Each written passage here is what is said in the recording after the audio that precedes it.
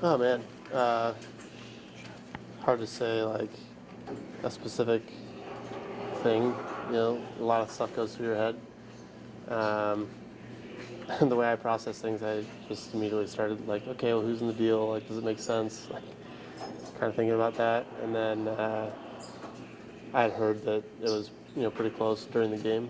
Um, so obviously didn't really want to like go start talking to any of my teammates because we were trying to win a game.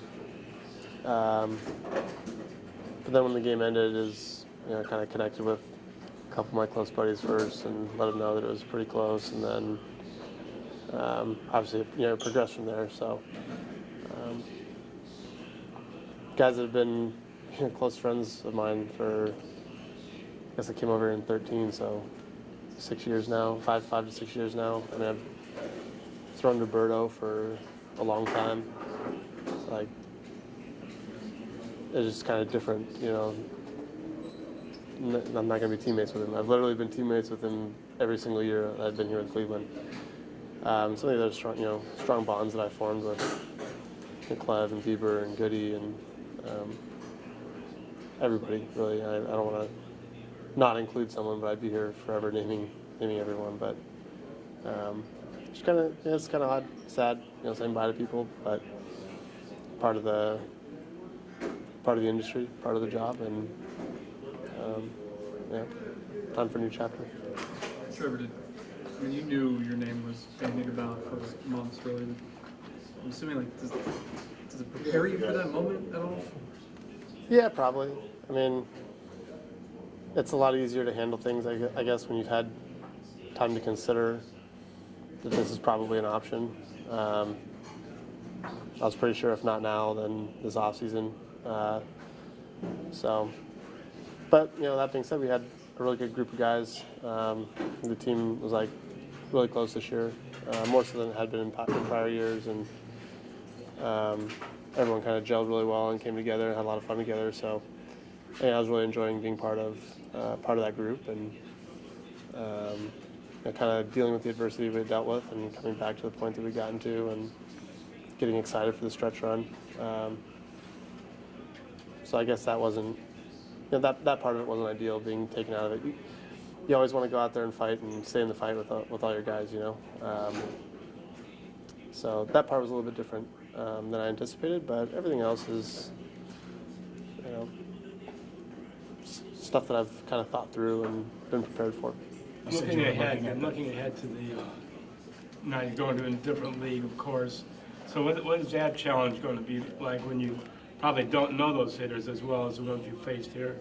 Yeah, I don't know. I don't know what that balance is going to be. They haven't faced me very much. I haven't faced them very much. So I'm sure there'll be certain guys that immediately see me well and do well against me, and certain guys that I fare well against, and it'll be an interesting challenge. I'm excited for that part of it because it's something new and something that'll challenge me intellectually and trying to figure the hitters out and read swings and whatnot. Looking forward to connecting with Sonny and DJ. Actually, I wanted to play for DJ at Vanderbilt when I was in high school. I wanted to go to Vanderbilt pretty bad, and DJ was the pitching coach at Vanderbilt during that time. So I texted him and told him, it's about time our paths cross.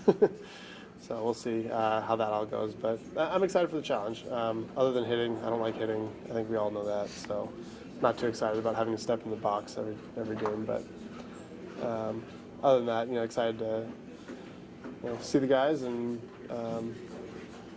learn the culture and the team and kind of get going again and try to win. You said you were analyzing the deal. What did you think of the pieces? Well, initially I didn't know all the pieces that were in it, right? Because you kind of hear my name and a couple key pieces here and there, and it was interesting. Not something that had been really talked about a whole lot, and I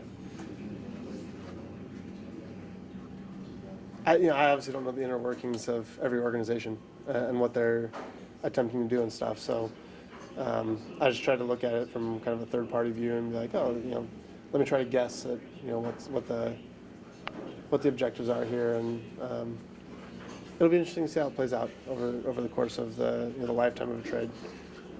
Lots of different there's lots of years of players and development and prospects and rentals and all the different scenarios. So it'll be interesting to see in 5, 10, 15 years, like what the fallout and not fallout in the bad sense, but just what, how it all evolves. Trevor, Tito said yesterday before the trade that he hoped you throwing the ball over the fence wouldn't be your legacy here in Cleveland. What do you think your legacy in Cleveland will be?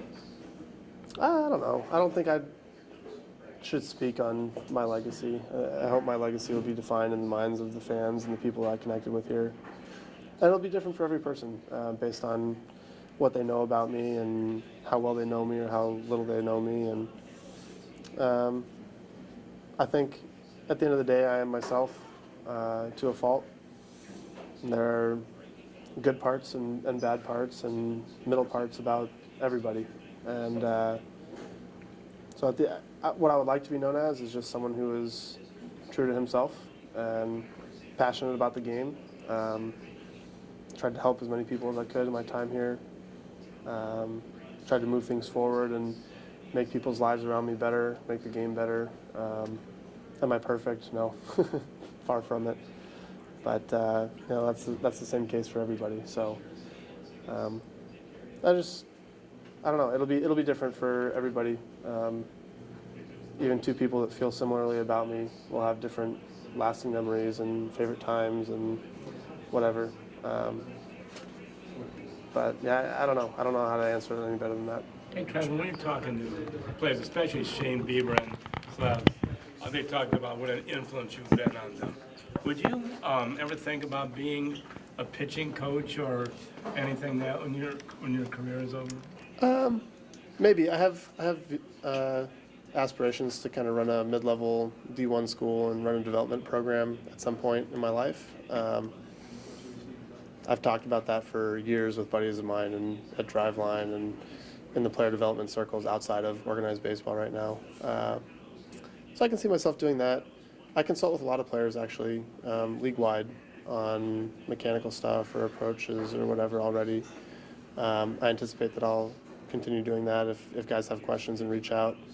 And hopefully, as I meet more guys in the league and more guys trust that I have their interests at heart and I'm not going to BS them and stuff like that, I'll be able to offer more information and help more people. That's one thing I'm really passionate about is helping more people, or helping as many people as possible and growing the game and moving the game forward. So to the extent that I have time and people are willing to ask me questions and seek out advice, I'm more than willing to offer that to whoever it is. Trevor, it's still pretty raw, but what will you remember about the city, the fans, the love they showed you and how passionate they were towards you? Wait 24 hours. I got a video coming that explains all that. So I could sit here for, I don't know, hours and talk about all the different experiences, but I'll post it. Trevor, Tito said today, in talking about the trade, that he did have concerns that you throwing the ball over the fence could have had some lingering effect in the clubhouse. He wasn't specific, he just said he had concerns about that. Do you believe that if you were still on this team, there could have been some lingering effect from that?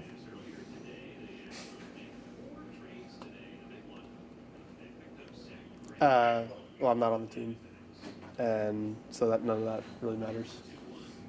So believe what you will. And we know, obviously, you've apologized. We all know that, what you said afterward, that was just something that your former manager put out there, so I didn't know if you'd want to respond to that. No, I don't. Over the last few weeks, hearing the rumors, was it ever difficult to just block that out, or did you allow yourself to think that? Or you don't think No, my mindset is to come to the field and prepare myself to be the best pitcher I can be, try to help my teammates, try to help the team win, try to contribute any way I can. And that'll be my mindset regardless of what team I'm on or what clubhouse I'm in. Big leagues, minor leagues,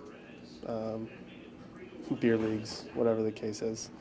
That's what I enjoy. Like, that's what gives me happiness in life, is trying to better myself, better the people around me, help people, and find ways to achieve the highest level of whatever I'm doing at that point. And right now it's baseball, and so it doesn't really affect me. Like nothing really changes in how I prepare in my day-to-day life.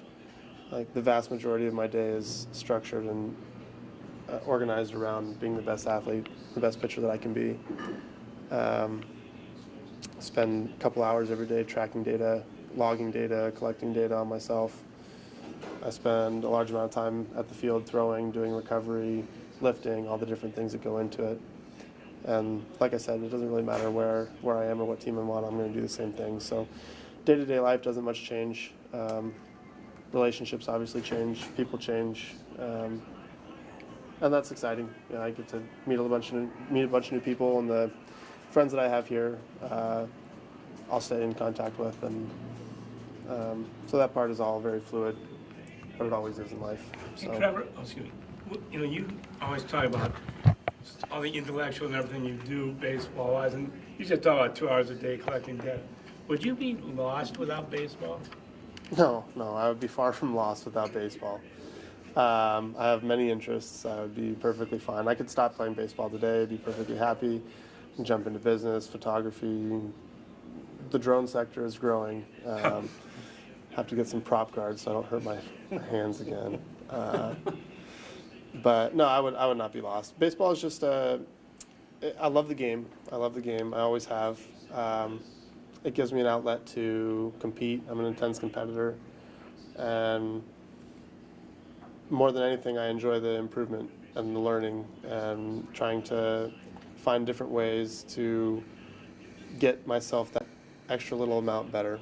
And if it wasn't baseball, it would be business, or it would be photography, or it would be whatever. And I would apply the same principles and try to better myself with that, because that's what brings me happiness in life, is learning and trying to better myself. Were you disappointed just with the season in general for yourself in terms of how you've been pitching? I mean, you have some ups and downs, but like as a whole, the way things ended. It's been really frustrating. I hold myself to a very high standard, you know. One thing that I pride myself on is taking the ball every fifth day and being there to do my job. And one of the things I'm most proud about is I haven't missed a start this year. Through 2 months of probably needing to be on the IL and probably should have missed some starts. A couple partially torn ligaments in an ankle, back spasms, sickness, stuff like that. I was able to get myself ready and take the ball. I think I've only had maybe 7 or 8 healthy starts this year, fully healthy starts. So that's what I'm most proud of. So results-wise, it's been frustrating. I don't feel like I was able to contribute to the team's success as much as I feel like as much as I wanted to. But we had a lot of adversity as well. You know, we had a lot of guys out. Obviously, Cookie, you know, it's weighing heavily on everyone's hearts. You know, Klubs gets hit with a line drive. You know, Clev's down for a while. Jeffrey's down. So I'm proud of the fact that I was able to stay on the field and go out there and compete with my guys. And the personal stuff aside, you know, that's just baseball. You handle that, and sometimes I don't handle it as well as I could, and sometimes I handle it better than I should. And you know, I'm very much human, but I'm proud of how it's gone. Still 2 months left of the season, and looking forward to hopefully having my 2 full healthy months. Finally felt like I was back to myself 5 or 6 starts ago, and then got sick for a couple starts, and so hopefully that turns around and I have 2 months that I can be healthy and finish the season pitching how I know I can pitch. So was that right back at the beginning of the season? Because you kept dropping those hints that something was wrong, but you never told us what. Yeah, it was my 4th start of the season in the 4th inning. Just kind of came off the mound a little awkward. You know, messed up my ankle a little bit, and then the back spasms were as a result of compensating for that, and yeah, everything kind of spirals when you function at this high of a level. You know, everyone's so finely tuned at this level that one thing gets off, and we're master compensators. You have to be to play at this level, and when you do that, your body takes a beating. Everyone has little things that they deal with throughout the season, and they get through it the best they can.